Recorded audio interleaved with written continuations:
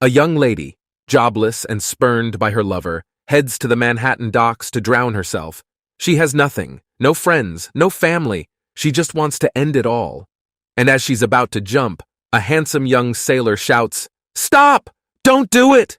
And she says, "I've nothing in this world, I might as well end it." And he says, Listen, it's a rotten world, sure, but never end the thing the Lord gave us without changing everything first. I'm leaving tomorrow on a boat for Europe. I know one of the stevedores. I'll find you a place to stow away and we can start a new life over there. I'll make you happy. You'll make me happy. It doesn't have to be like this." She agrees. That night they meet in darkness and he smuggles her aboard one of the lifeboats below deck. He brings her a blanket and some food, and for 3 weeks they have this tryst. Each night he brings her a sandwich and they talk and make passionate love until the dawn. But after the 3rd week, the captain is doing a routine inspection below decks, and he hears a quiet rustling in one of the lifeboats, and he pulls back the tarp and sees her, shaking in fear. "What are you doing here, madam?" And she tells all, "I'm a stowaway.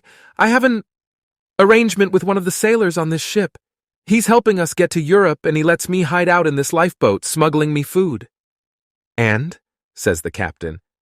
Well, he's screwing me." And the captain says, "He sure is, lady. This is the Staten Island ferry." There once was a farmer who was raising 3 daughters on his own. He was very concerned about their well-being and always did his best to watch out for them.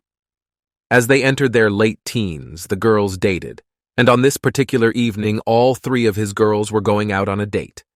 This was the first time this had occurred.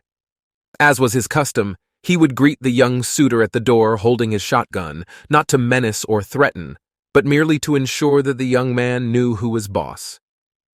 The doorbell rang and the first of the boys arrived. Father answered the door and the lad said, "Hi, my name's Joe. I'm here for Flo. We're going to the show. Is she ready to go?" The father looked him over and sent the kids on their way. The next lad arrived and said, "My name's Eddie. I'm here for Betty. We are going to get some spaghetti. Is she ready?" Father felt this one was okay too, so off the 2 kids went. The final young man arrived and the farmer opened the door. The boy started off, "Hi, my name's Chuck," and the farmer shot him. A woman goes into a restaurant in a small town in the south. She orders some chicken and starts to eat. Eating too fast, she starts to choke on a chicken bone. Buford and Buck, 2 country boys in the next booth, notice she is choking. They know that there is not enough time to call the paramedics, so they get up and go over to help her. Buford drops his coveralls and bends over, and then Buck starts licking his butt. The choking woman watches these 2 go at it, and is so grossed out that she launches forward and throws up all over the place, dislodging the chicken bone from her throat. Buford pulls his overalls back up and says to Buck, "You're right, that hind lick maneuver works like a charm." A man foolishly asks his wife why she keeps staring out of the window. Taking a very deep breath, she replies, "I'm really fed up with the state of Mrs. Brown's blinds. Mrs. Perkins aren't much better. And that Mrs. Lewis scruffy cow. Look at them, filthy. They're just not house-proud like me. Dirty blinds are such an eyesore. If you were a real man, you'd go over and get them to do something about it.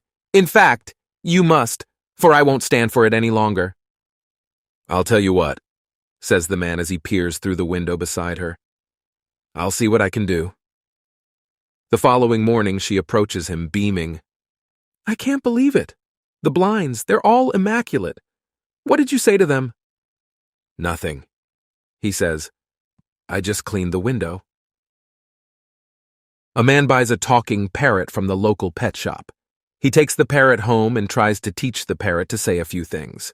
Instead of repeating him, the parrot just swears at the man.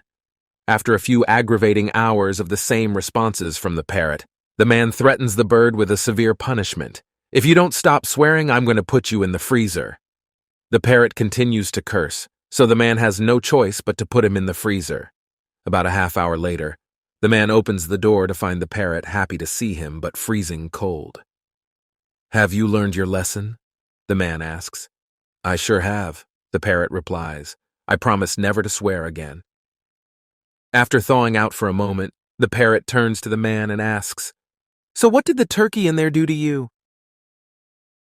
A man and woman were married for many years. Whenever there was an argument, yelling could be heard deep into the night. The old man would shout, "When I die, I will dig my way up and out of the grave and come back and haunt you for the rest of your life." Neighbors feared him. The old man liked the fact that he was feared. Then one evening when he was 98, he died.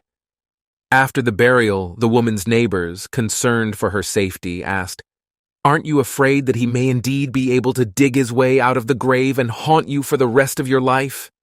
The wife said, "Let him dig. I had him buried upside down and I know he won't ask for directions." Stanley is looking for a new desk for his office, and he spots one that looks perfect in an antique shop window. He goes inside and asks the shopkeeper how much it is.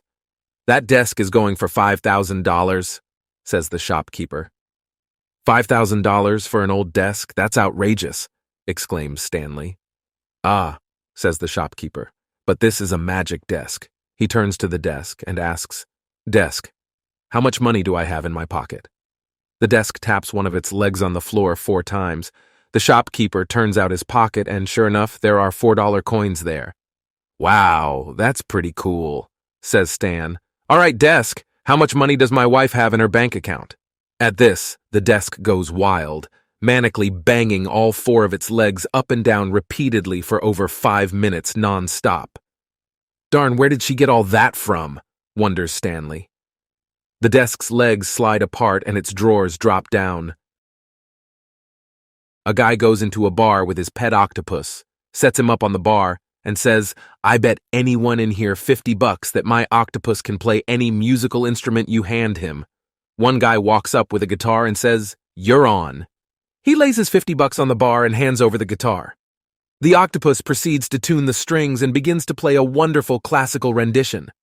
Everyone's aghast. The guy collects his $50. Next guy brings up a trumpet and lays his money on the bar. The octopus takes it, plays with the valves for a moment, and proceeds to play a wonderful jazz riff. The guy collects his money again. The bartender leaves and comes back a few minutes later with a set of bagpipes and lays his $50 on the bar. The octopus picks it up, turns it around, looks at it some more, turns it over again to get a different perspective. After a few minutes of this, the guy is getting impatient and asks, "What are you waiting for? Why don't you start playing it?" The octopus looks over and says, "Play it? Heck, I was trying to figure out how to get her pajamas off." A woman's closet door was making terrible sounds whenever a bus was crossing the street outside, so she called a carpenter to check it out. The carpenter comes to see what's the problem but sees nothing. Right then, a bus is crossing the street, and a loud creaking sound is heard coming from the closet. He can't believe it. So strange. Says the carpenter to the wife. "How unusual.